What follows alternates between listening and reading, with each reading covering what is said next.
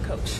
Yeah, I just feel like I was like the past, I don't know, maybe like 6-7 games, like in the first quarter, I was just kind of out there just trying to go with the flow. And I think that hurts our team more than it helps us. And when I say aggressive, I don't mean just shooting the ball every time. It's me like being aggressive, trying to get into the paint, trying to kick out the shooters, and then also looking for my shot as well. You said go with the flow, but I think that sort of doesn't tell the full story of what you've been doing to get your teammates involved in the first quarter. So as a point guard, how do you balance that decision you kind of have to make, getting them involved versus getting yourself going? Yeah, I can do both. I think now I was trying to early get guys like Tobias, Melt, Nick, big fella, who guys who come in, get shots early, because I feel like I have the ball in my hands a lot. I mean, I know I have opportunity to score. So if you can get those guys going early and then keeping guys like Melt happy, who does Melt, Nicholas, who do all the dirty work.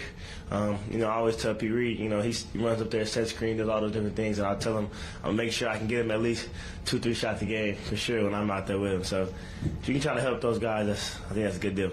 You've been Joel's teammate now for 4 years. Like, I guess, does it kind of surprise you at all when he's been putting up performances like he does tonight? No.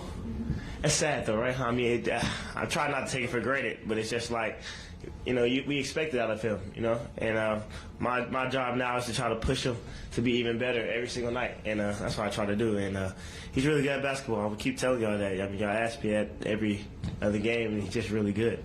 To that point, Tyrese, how much of the uptick in assists for him comes down to the system and the changes you guys have made versus improvements you've seen him individually make since you've been there?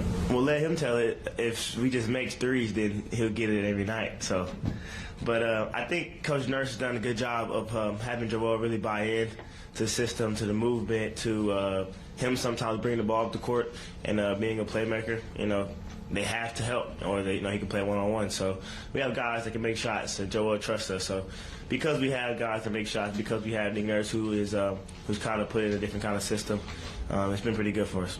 What kind of allowed him to, this was a season high 11 assists for him tonight, and maybe what specifically was he able to see, besides you guys obviously making three-pointers, but within that, what was he able to see to get all those assists tonight? Like I said, I mean, he did a good job of, sometimes I get a outlet and I give it to him, and we'd all just run 4 flat.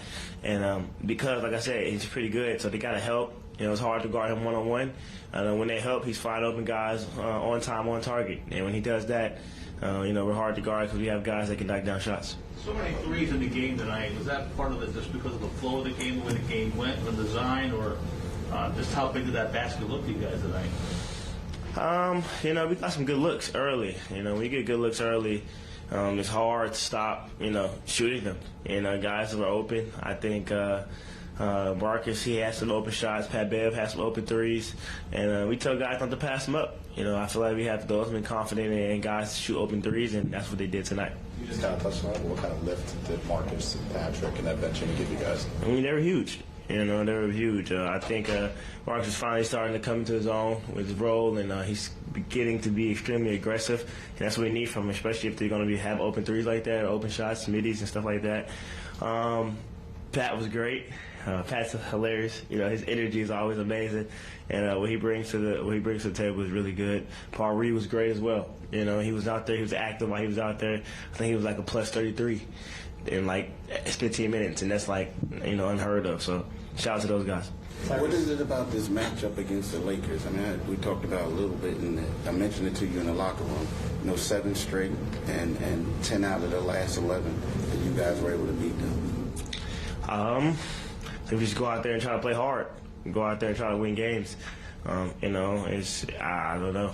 I really don't, honestly. Until some of those games I didn't play in, so I don't remember. but anyway, it's been great though, honestly. I mean, I don't think this was much Lakers. I think this was like Sixers. We were going out there trying to be better versions of ourselves than we were last game. I think we closed the game out this time a lot better than we did last game. We were kind of disappointed in that. So for us to go out there and do that wire to wire professionally, it was really good.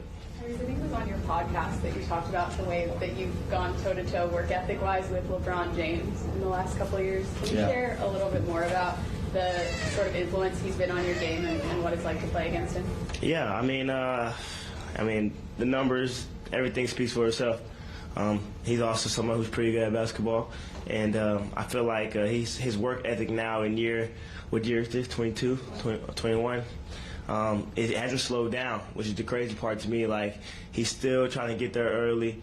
And like when we worked out at 6, he's still trying to beat me to the gym. Like, he has 4 MVPs, Finals MVP. He has all those things. Like, his accolades are through the roof. And for him to still go out there and his want to and his drive to try to beat a young 22-year-old to the gym who hasn't done anything, that just shows who he is, man. And that's, hats off to him. Can you share exactly what happened? You showed up at 6, then he insisted on being there at 5:30. Yeah, it was just, workout was at 6. I get there early, like always, 5:30 to stretch. Next time we work out at 6, he was there at 5 o'clock. When I walked in, he was in a full sweat. I said, "What's wrong? What are you doing?" And he was like, "I can't let you beat me to the gym." And I was like, "You're insane."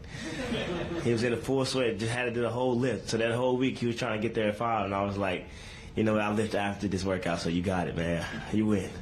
When Joe said a couple seasons ago that you wanted you taking 10 threes a game, that seemed a little outrageous at the time. And now you're already at 10 in the third quarter. Just how have you continued to develop that area of your game and, like, when to pull the trigger? Just how is that even now with the role that you're playing? Sometimes it's still unreal to me. I'm not going to lie. But I just take them when I'm open, and I feel like it's a good look. It's a good shot for us. I feel like Coach Nurse, he keeps telling me, like, that's a high percentage, bless you, that's a high percentage shot for us. And I'm gonna take them just so I don't get yelled at by Joel or Coach Nurse. So I'm gonna try to shoot them when I can, when I'm open. And I feel like guys are shooting them as well. I've been on Tobias about shooting him because he's a great shooter. So when he's open, I want him to shoot. Melt, when he's open, I want him to shoot. And I think it's done a good job for us. With the two-man game with you and Joel, like, how have you seen that come along this season, specifically when he's the one passing and you're the one trying to play off of him and score? Yeah, it's interesting, man. It's hard. I think it's a hard cover. It's hard to figure it out. Sometimes I can handle, and he can set screens, and then if they're in drop, I can shoot threes. If they're up, I can probably pass to Joel.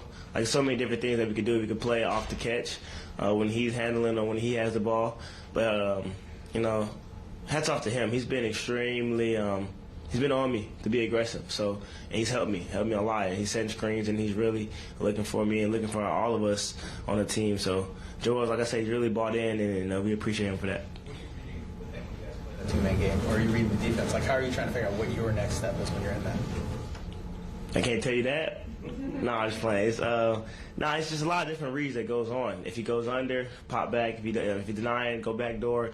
If he trailing me, then I curl sometimes. Like, it's just a lot of different things that we can do off of that. And that comes with a lot of repetition, a lot of practice, a lot of film. And, we're going to try to keep getting better at one day at a time, one game at a time. You talk about being more aggressive. It seems like the last couple of games you've taken more shots in the mid-range even. Is that something like an adjustment maybe you made to some of the things that defenses are doing to you? Yeah, they're trying to take away my layups, trying to take away floaters, and then they're being extremely physical with me when I get to the paint. So if I feel like sometimes there's just no need to go in there and try to be super athletic or move the ball around and try to get fouled. Sometimes I can make a mid-range jump shot. I worked on it, got to trust it, and it's a good look for me. It's a good look for us as a team as well.